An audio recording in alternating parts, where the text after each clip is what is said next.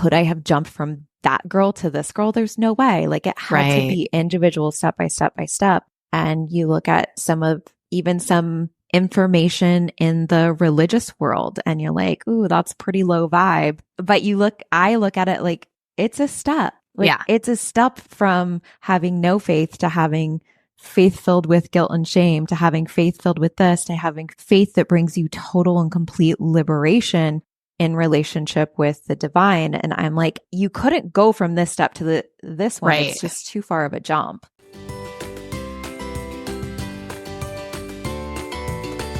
Hello, and welcome back to the Joyous Path to Millions podcast with me, your host, Emily June Wilcox. You guys, I am so excited for today's episode because I'm bringing on one of my mentors and someone who has had a positive impact on me and my coaching business, and her story is incredible. And one of the things that I know you'll get through this episode is just feeling more alive and having things just feel more possible for you, more opportunities opening up in your mind. Welcome to the show, Andrea Crowder. Thank you for being here. My pleasure. Thank you for having me. Yeah. So just as like, I guess, a little background context for everyone listening, you were not really on my radar until this year. And I jumped into your Legend in the Making program, which is like a private podcast feed, very like off the cuff transmissions in February. And it's been so great to feel like I'm in relationship with you, and it's been a permission slip for me. I'm like creating my own version of that now. And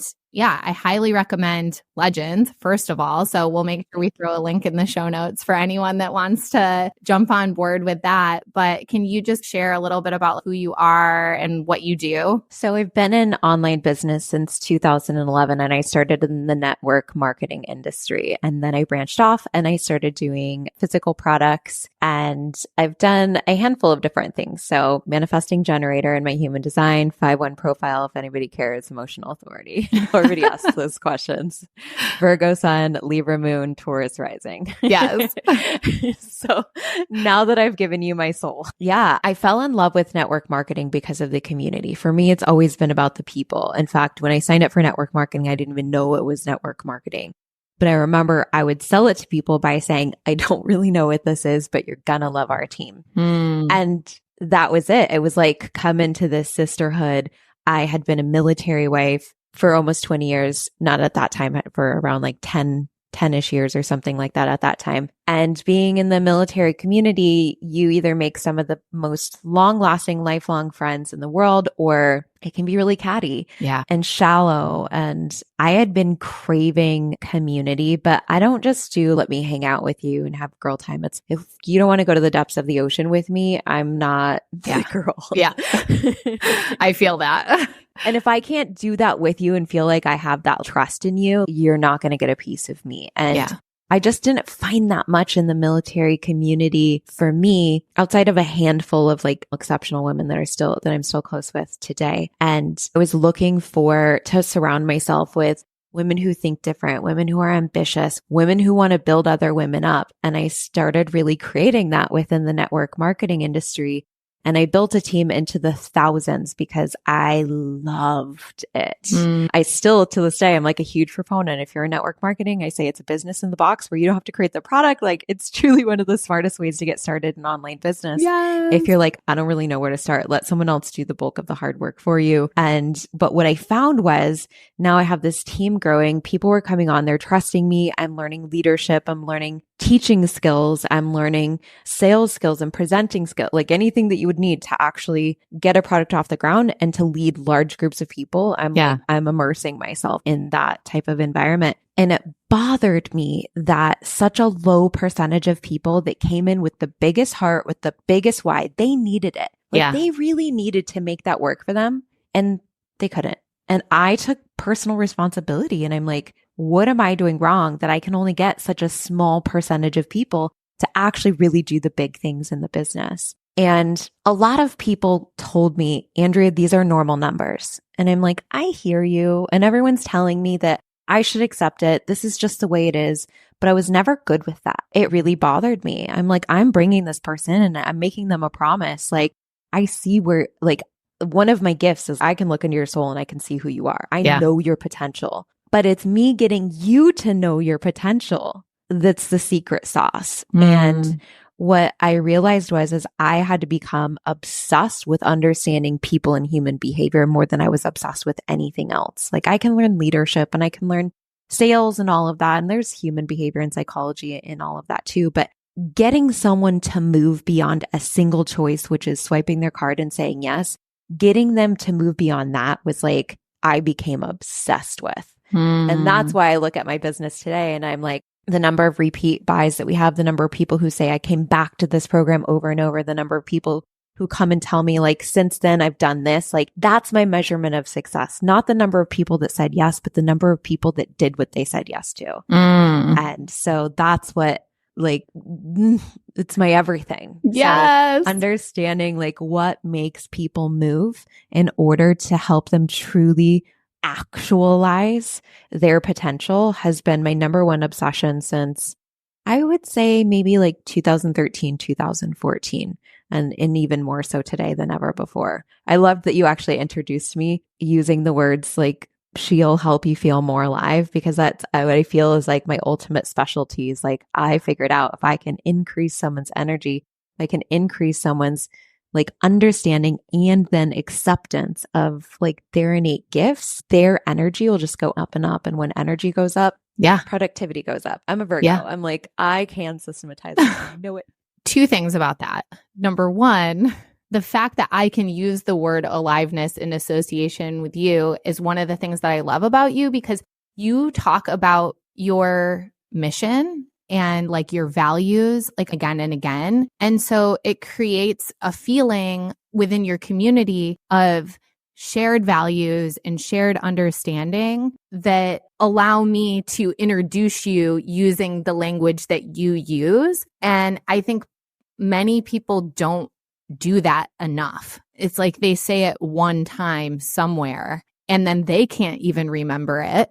And no one in their community really knows exactly like what they're taking a stand for. Like they might have some idea, but I'm curious if that's just like always been a thing for you, or if that's something that at a point you decided to learn or really put into practice and just make it a way of being. Always since day one. Like I didn't know that I was doing it, but I was doing it because it was the thing that activated my heart. Like I did network marketing for 8 years straight, did nothing else. And I swear God ripped that from my gritty hands. It's like, you have other things to do now. But I'm like, oh, Daddy, I love this. Yeah. But even from day one, it was like, I knew who I wanted to serve and what I cared most for them. And it was always the inner game. Yeah. And I would start doing like my network marketing company was all in fitness. But the way that I led my groups was all like, we would do like a 7-day, sometimes a 14-day build into before we'd start a fitness group. And it would all be around like connecting with your heart. And it would all be inner game work before I even really knew what like personal development was. Like I was just kind of learning that there was a whole section at Barnes and Noble's personal development. I was blind to it for the majority of my life until I was in my 20s. Yeah. I really get that. Like I actually just recorded an episode on that for my private podcast where I was like, if you think your industry is saturated, think again. And I was talking about how I didn't even know who Gabby Bernstein was like 5 years ago. And like now I'm a coach. I didn't even know the whole industry existed. It's funny you mentioned her because she was the first person where I read, I think it was like 30 Days of Miracles or something like that. Yeah. And I would have people read that book. That was the very first one where it's, let's all do this together. She was my first love in the spiritual personal development world. Gary Vee was like my first love. Still love him today. But that's so funny to me because you have so much feminine energy integrated into your business. And I perceive him as like such masculine energy. And you're like, I love Gary Vee. So maybe it's a polarity thing. But like he has a lot of feminine energy in his business, or maybe not. I haven't really dissected this until you asked, but I look at him and I'm like, he's so clear on his values and the way that he puts the customer first more than anything. The way he connects you back into your gifts and your hearts and says, this is who you are. You can start today. These ideas are bullshit that you can't do it. The way that he's stopped looking for immediate satisfaction. Let's think long. Like he and I share a lot of values. The way that his first book was Crush It, which did align with me back then because I was very much still in my masculine. Yeah. But he's softened over the years as well. And he's admitted that on so many different podcasts. Yeah. So, yeah, I know. Men go through a similar journey to us too, where they're like, oh, actually, all the hustle, it's not so fun after a while.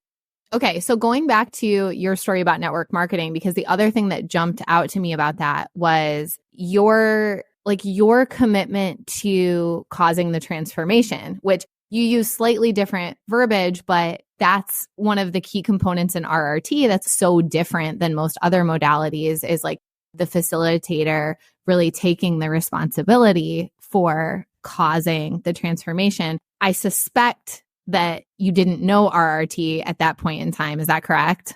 No, RRT I stumbled across in 2021. Okay. Was there instant alignment on that? Oh my gosh, yes, someone else is saying that you should be able to help cause this for another person. Yeah, absolutely. And there was a season where I'm like, I couldn't figure out how to cause it. So I bought into the rest of the world. It's not my job. You have to take personal responsibility. Yeah. So if you comb far back enough in my content, I was a total normie back then.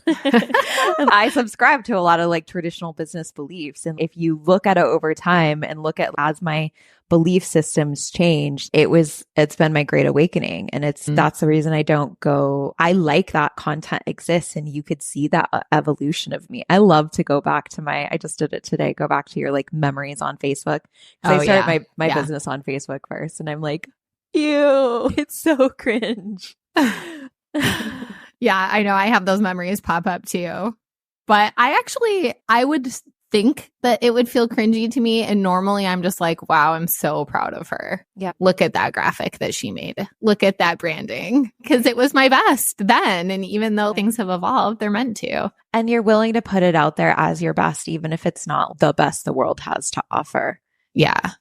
Yeah. I think about things in terms of frequency.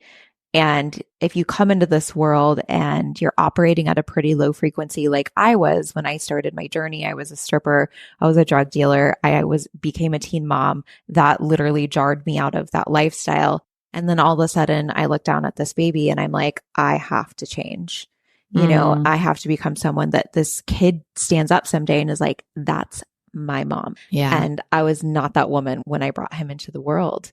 So I look at it from, could I have jumped from that girl to this girl? There's no way. Like it had to be individual step by step by step. And you look at some information in the religious world and you're like, ooh, that's pretty low vibe. But I look at it like it's a step. Like it's a step from having no faith to having faith filled with guilt and shame, to having faith filled with this, to having faith that brings you total and complete liberation in relationship with the divine. And I'm like, you couldn't go from this step to this one. Right. It's just too far of a jump. Yeah. So I'm grateful for all of it. I'm glad that you brought that up.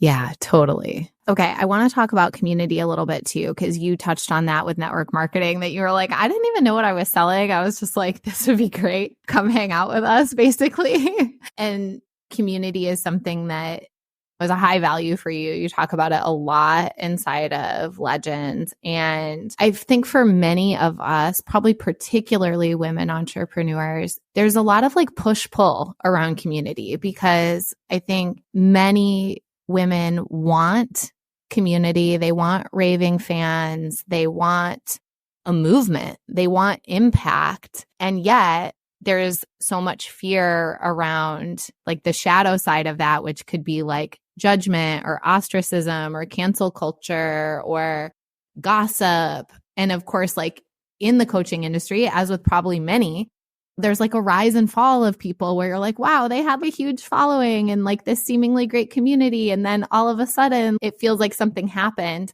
So did you ever wrestle with that? Did you ever have to lead yourself through moments where it was like, oh, okay, can I like create safety around being seen by this many people or leading this large of a movement? Every day. Yeah, absolutely. And this is why I love RRT. The different frames of thinking have been so powerful, even for my own self-coaching.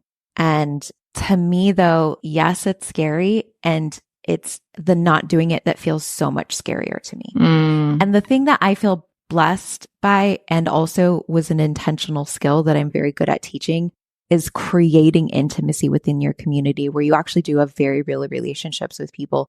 And one of the things that I love about podcasts and my private podcast feeds, I think that it was such a game changer when that technology was developed for me, because the way that you can have such a deep, intimate relationship when you're talking into the mic and you're speaking to one. So previously we're doing these video courses and you could tell it's like you're speaking to a camera and you're talking to many, right? And we felt that. As soon as private podcasts became available for us to actually sell product, I'm speaking into a mic and I'm speaking to one. I'm saying, hey girl, I hear you. I know you. I'm speaking right to my customer. And it changed the intimacy. So that has been really helpful. And then what you said earlier, which was values, because I'm so forward facing with my values, I consistently talk about it. I'll never stop talking about it.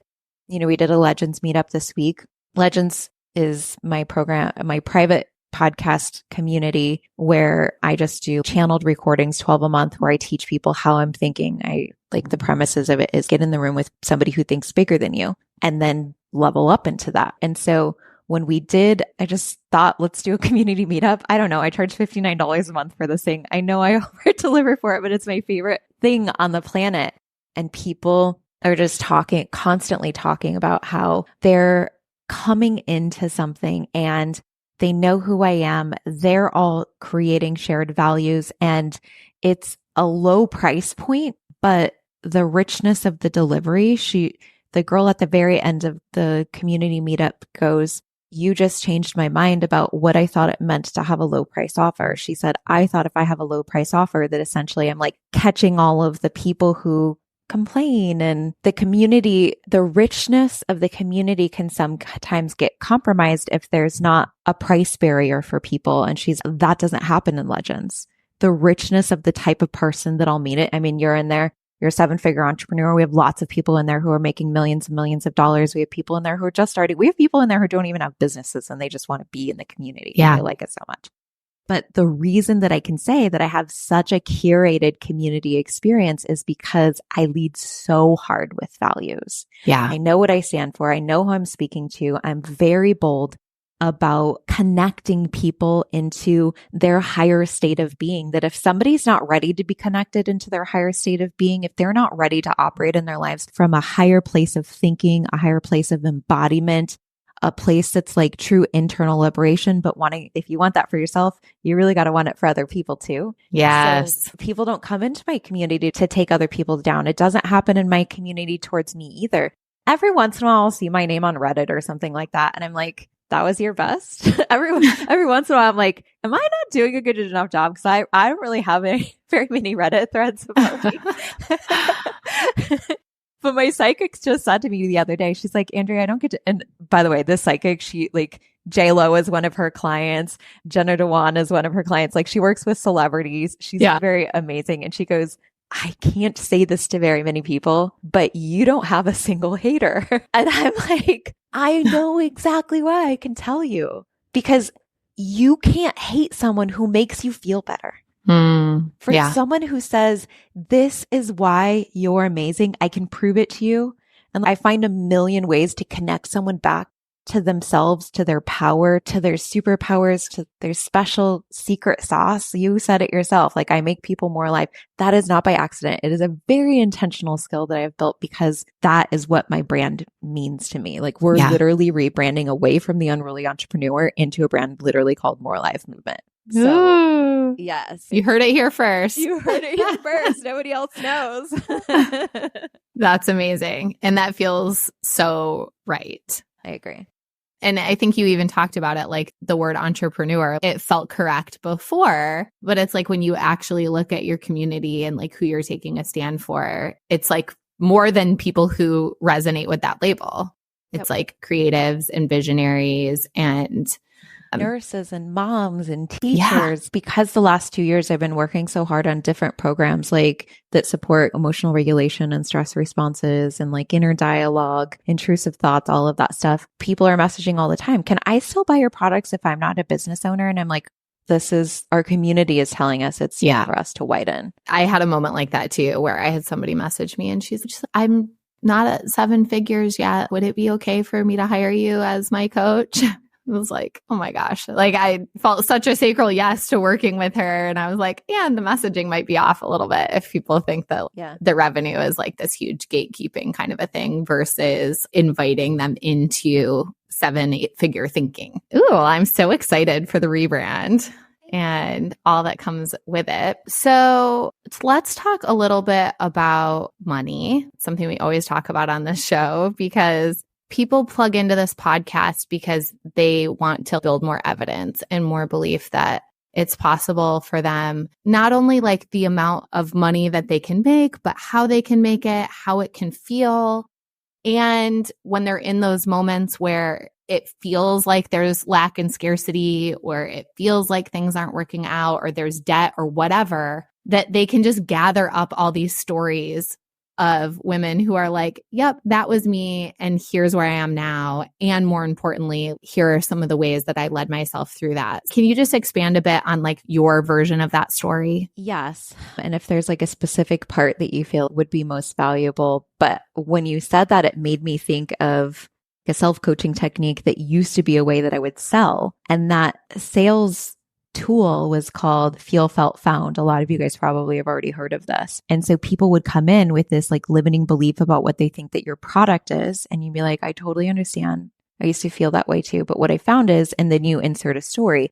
And I trained my network. I never talk about my network marketing background, by the way. And today it seems to be the only thing that I keep like drawing from for some reason. But I used to teach my team, I'm like, literally your number one sales tool is keep people's stories in your pocket. I'm like, the more stories you have in your pocket, whether you're like writing them down, putting in your phone, like I would have them screenshot, save photo albums. So you could even do this for your own self, because exactly what you said, like we're each other's bridges into more known, into ourselves becoming more known, our power becoming known within ourselves.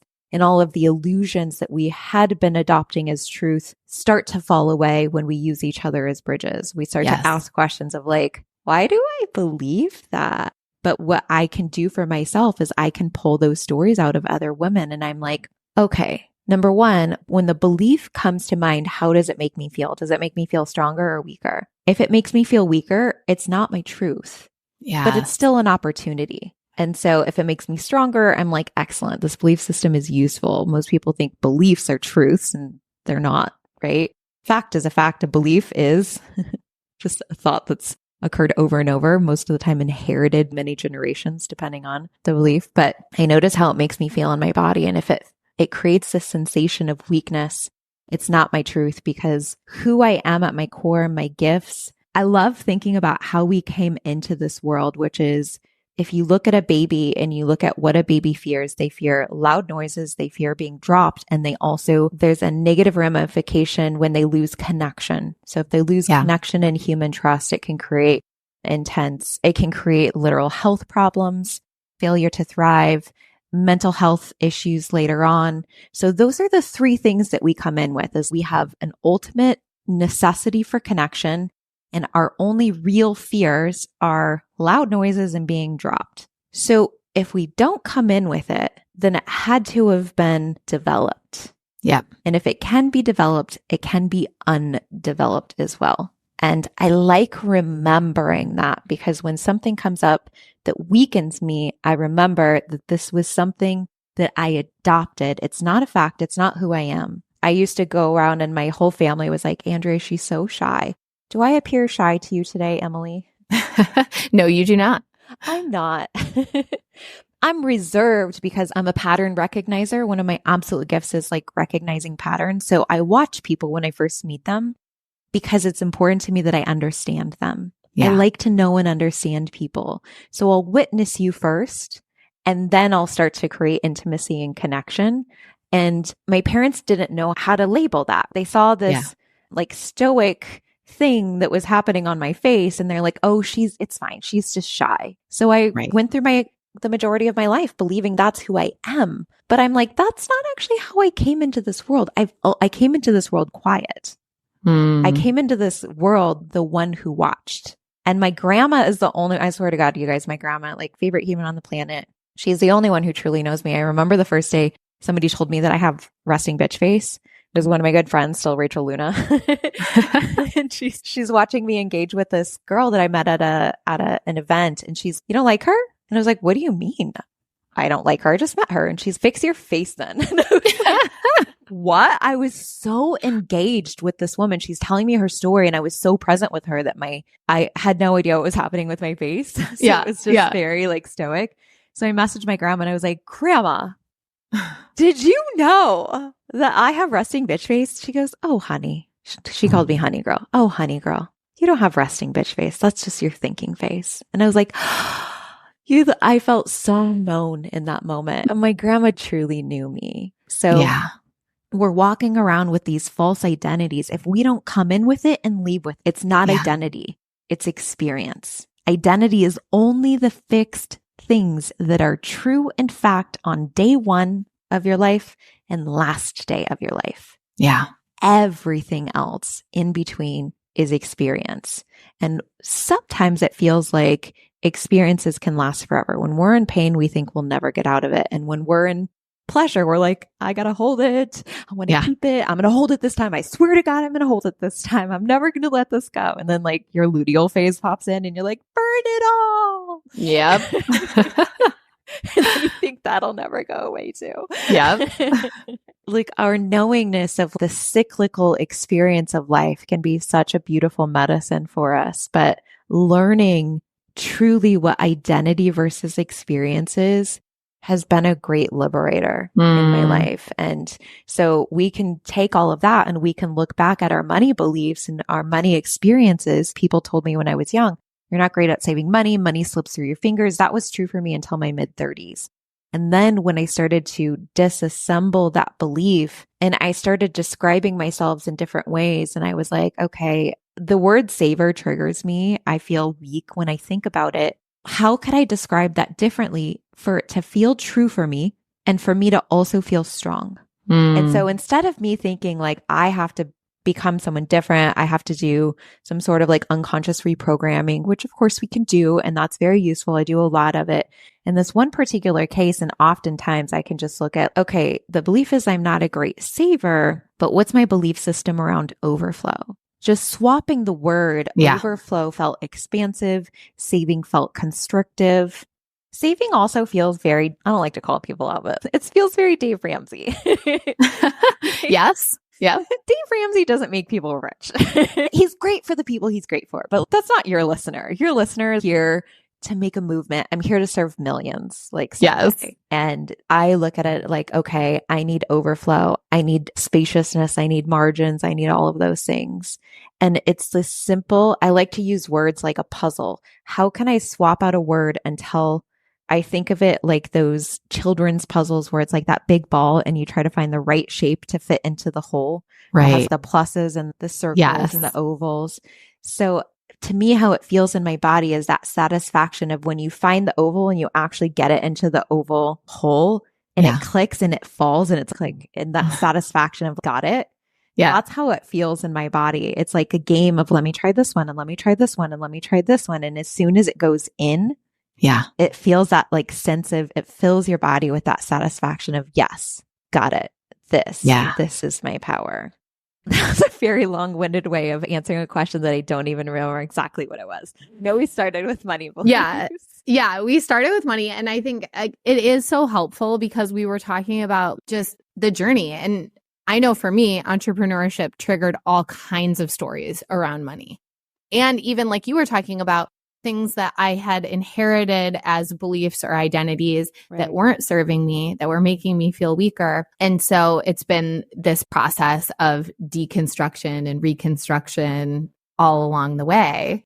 And so I think like giving that additional context is so helpful because for so many people listening, there's something that they're believing about themselves that's making them feel weaker. Oh my gosh. One of the best things that I've invested in as of recent, you might have heard me talk about this in Legends, was I met this guy who's a face reader. I didn't know this technology existed. Yeah. And I was at one of my friend's house. I don't know if your audience knows Catherine Zinkina, but so Catherine Zinkina and then James Wedmore, they're sitting there at her son's birthday and they're talking about, are you a point? Are you a wave? And I'm like, what's this new language? I don't know what they're talking about. And so this one girl said, oh yeah, I had a session with him too. And he asked me the question, he goes, do you think you should be an entrepreneur? And she really sat with it. She is an entrepreneur, by the way. And she's, oh, and he's, you would be right. And he's, you make a great coach, but like you need partnership. Somebody else needs to handle like the running of the business. Not everybody can do both. It really is like very unicorn energy to be a great coach and a great business owner. Yeah. And that's not a bad thing. That doesn't make you weaker by any means. And I'm going to prove that to you in a second. A session with this face reader because now I'm fascinated. Catherine texts him that day and she got on with him that very next morning. And she's, I just had the most insane session with him. He told me this and this. And now I'm like, now I'm so curious. I text him immediately and I'm like, hey, you just did a session with my friend Catherine. Can I jump onto your calendar? I don't hear from him for a week. All of a sudden he messages me one evening. It's 5 p.m. at night. And he's, hey, can you jump on now? And I'm like, okay, I can. Yeah. And he goes, send me 10 photos of yourself. All he knows is that my name is Andrea and my friend is Catherine. Knows nothing else about me. Yeah. And he sent me 10 photos of yourself and then a video of you saying your name and where you're from. I'm like, okay. So I send that to him. He calls me like a minute later and he's okay. And he tells me all about myself. I'll even pull up my notes, but he's like, how do you think that I do this? He goes, if you walked into a room and somebody in the room has Down syndrome, would you be able to pick them out? And I was like, yeah. And he's like, why? And I was like, their facial features. And he's, yes, exactly. Goes, now, if you met a girl and she had really big eyes and a baby face, tell me a little bit about her personality. And I was like, probably like less serious in nature, a little bit more fun, whimsical. And he's, yes, exactly. He goes, the bigger eyes, when someone has big eyes, they have a higher amount of estrogen. When they have a higher amount of estrogen, they have more softness in their personality. He goes, there's a lot of people in this world who are perfect for a lot of different roles. If you, for example, told me that you wanted to go work with, say, handicapped people, I would tell you you're not the one. And I was like, okay. And he goes, it's not that's a bad or a good thing. It's just not what nature selected you for. And I was like, what a curious way of saying that. Indeed. Not what nature selected you for. Yeah. And I was like, okay. And he goes, you recognize patterns. Patterns are truth and you're a truth seeker. Your genetics are an equation. So you love things that are symbolic with depth. You have esoteric interests. You're drawn to the why. You have to go down to the rabbit hole. He goes, not a lot of females have your personality. You have a blend of masculine and feminine characteristics. Because you're blended, you can talk to men and women. You tend to be more direct, but you need to talk in a more roundabout way, this and this. And I was like, he's literally telling me, he goes, you turn potentiality into actuality. He's like, you're here to the 5s to the 10s. He's like, that nature selected someone else to help the handicapped person, but nature selected you to take the 5s all the way to the 10s. And I was like, what? Does this resonate? And I'm like, it's my whole business. Oh my God. He literally, you work with people on their future self. I'm like, I have a product called Future Self Activation. So he's telling me all about this. He's like, your brain literally won't let you be average. You're here to create a movement, similarities similar to Tony Robbins or characteristics similar to Tony Robbins. You're meant to be a leader and a pioneer within your industry. And he goes, this was an area that liberated me. He goes, have you heard of the book, The Power of Now? And I was like, yeah, of course. And he goes, so that's great for most people. You're not the power of now, though. You're meta now. And I was like, okay, I've never heard someone say that. And he goes, it's like you go up above and you have this area of visibility where you can see more and then you bring it back down and you distill it for the humans. And I'm like, my mom used to make fun of me and call me an airhead because I would just go up into the ether and then I would come back down and I would have all of these things to say if you're there to have a conversation that has stopped with me. And he literally in that moment said, by looking at my facial features and seeing a 3-second video of me, to hear the tonality in my voice and my posture. I was just sitting in my living room. I didn't even have nice posture. I was just like, okay, here's like a video of me on my couch and sent it to him right away. And he told me everything that I already knew about myself. And he goes, literally genetically, every part of your facial feature and your posture tells me who you are. And I'm like, what you just told me is every piece of me that I used to think was a weakness is actually my strength. Yeah. No single part of me was selected that wasn't on purpose and that doesn't make me superhuman as soon as I know it, step one, and accept it, step two. As soon as I have those pieces, game fucking over. I'm the most dangerous person on this planet, and so are you. Yes. There's a belief system that serves me, which is that we're souls and that we're like signing up for life school, and our astrology, everything, like our family of origin, and also these genetic components that like a lot of that is predetermined because we're deciding the big things before we come. And of course you needed this genetic makeup in order to do what you wanted to do in this lifetime. Of course you needed to come in with these things. You needed your astrology to be what it was and all of that. My astrology, That's my really gifts, cool. my desires, all of those so unique to the coding within my body already. And I know that coding based off of how it makes me feel. Does it make me feel more alive? It's mine. Does it make me feel less alive? It's not. So cool. And I love when we have, like, when we can gather more evidence that helps the logical part of our mind get on board with it. Oh, okay. If this dude could literally just look at me for 3 seconds and say all of this, then it feels more true. Oh, okay. I can now accept that it really is like in my genetics. If we look at our human design chart, our astrology chart, if we go to a face reader, and these are the things where I'm like, don't take the online quizzes and I'll tell you why. The online quizzes, the face reader, he goes, most of the online quizzes lead people in the wrong direction because who they think that they are is based off of who they were told that they were. So they take the quiz and they're like, yes, no, and they answer them wrong based off of conditioning, not genetics. And that's why it's more helpful to go to our charts or to go to someone who can look at our genetics and we know a little bit more of truth. He says a lot of times he'll have sessions with people and he said to me right at the beginning, he goes, a lot of people come in and I ask them, do you feel like you know yourself well? And they say yes. And then he tells them about themselves and they're like, I don't think so. And he's like, here's why you don't think so. But most people are walking around believing this identity that feels very disempowering, very weakening. And it's not even their truth. Yes. And then they're looking for support through these fucking online quizzes. It's like, here's my power. No. Not actually. No, it's so true. I used to be in pharmaceutical sales before I came into entrepreneurship. And so they would pay for us to do all these like assessments and whatever. And I remember doing I think it was DISC or whatever. And I was like high on directness, but also high on influence, which was like being friendly and being a social butterfly and that kind of thing. And that job, like there's so many things I loved about it. But like by Friday, I was like, don't talk to me. Don't text me. I want to do nothing. My husband would be like, let's go out. It's Friday. Let's be social. But it's because that whole I piece of being social, that was all just learned behavior. That was me like adapting to what served me, what made me money, what got me praise. But it wasn't really who I was.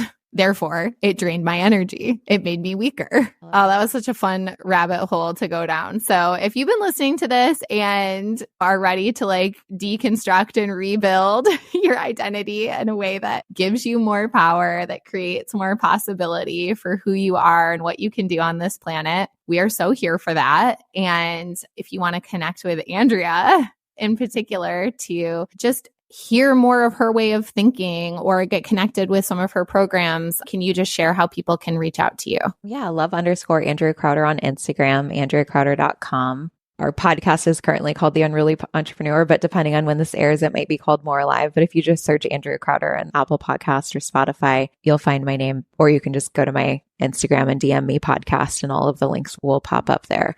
And then, of course, Legends. Like, if you want to come into the rabbit hole, like we just went into, that's literally all Legends is. Like, we have a private Voxer feed where everybody, like, I watch the community chit chat. And then I'm like, what are they talking about? And then I record a rabbit hole response to all of it. And it's, that's the creme de la creme. It is. It's so much fun to be in that community. So thank you so much for coming on the show. And since it is called The Joyous Path to Millions, can you share just like in your personal experience, What does it feel like for you to be on your joyous path to millions? For me, it's just the freedom to do what the fuck I want to do every single day. Yes. And somebody a long time ago asked me, they're like, what's your tap out number? If somebody came to you and they're like, I'll buy your business for this, like, where would you tap out? And at first I was like, I don't know, 500 mil. And then I was like, no, I don't think so. Like, I don't think I have a number, because I feel so grateful that I get to show up like this, the stimulation of conversation. Yeah. If you ask me what makes me feel more alive, it's the stimulation of conversation. It's literally like idea sex. My mentor said that yesterday. I was like, I've never heard that saying before. I love it. I just love like breaking things down and simplifying them and making things better and seeing like people's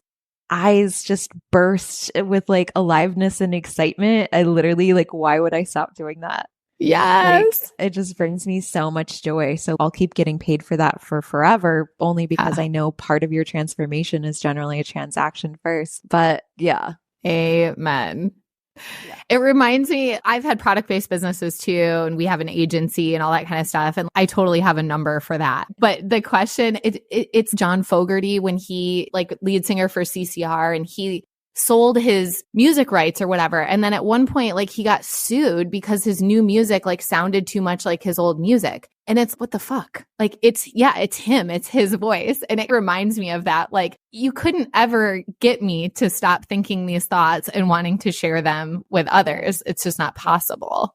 This is our artistry. Yeah. Yeah. Absolutely. I agree with that. Yeah. No, this will be something like my kids will inherit someday. Amazing. Yeah, shadow of a doubt. Thank you so much for coming on the show. To everyone listening, thank you so much for tuning in. I had so much fun riffing with Andrea. I trust that you found so much value in that conversation. If you're not already following Andrea on Instagram, go give her a follow at @love_Andrea Crowder, and share with us that you listened to the episode and what your top takeaways were. Here are mine. Number one, how can I get better at causing that outcome, causing that transformation? I love that Andrea had that question even just early on in her foray into entrepreneurship, and that she's just only gotten better at that. And I do think that so many people just try to get better at sales. Like, how do I get better at causing the transaction? And the more committed and devoted we are to causing the transformation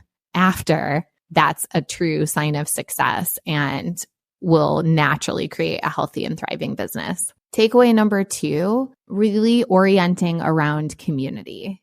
And I loved what Andrea said, where it's, yes, it's scary, and not doing it is scarier. So it's, if that is part of your soul mission to be building a movement and building community, it doesn't mean that you aren't going to have fears around that. It just means that it will likely be scarier, the thought of not doing what you set out here to do versus facing the fear, doing it anyway.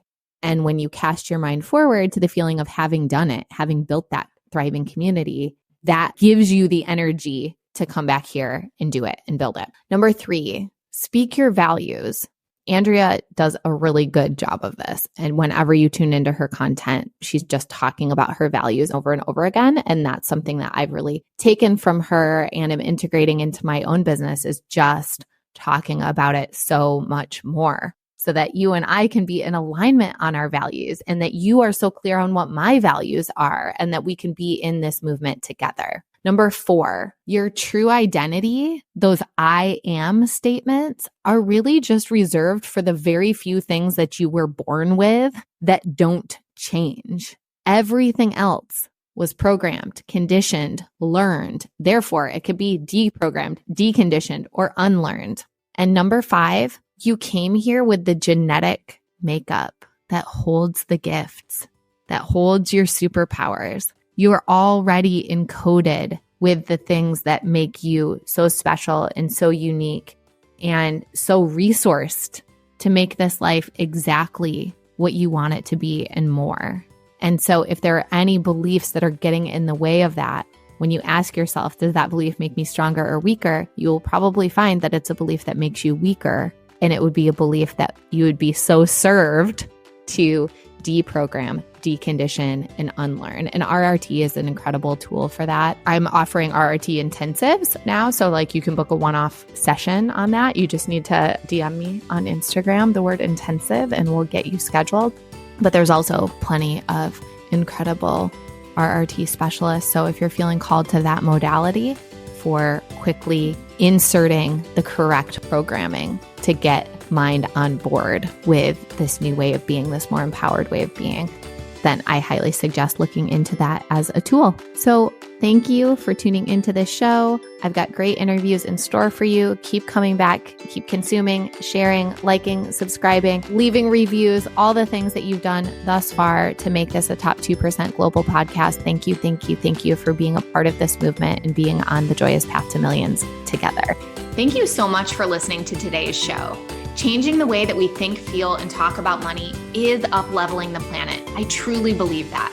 The ripple effect starts with you tuning in, and it spreads when you share this show on Instagram and Facebook. You can tag me at mmakesmoney. And you know what moves the needle the most? Taking just a minute to leave a 5-star review on iTunes. This show isn't free to produce, so let's multiply those dollars invested and help this show reach a bigger audience each week. So thank you in advance for your help. I really appreciate it. And until next time, I'm sending you all the magic money vibes on your joyous path to millions.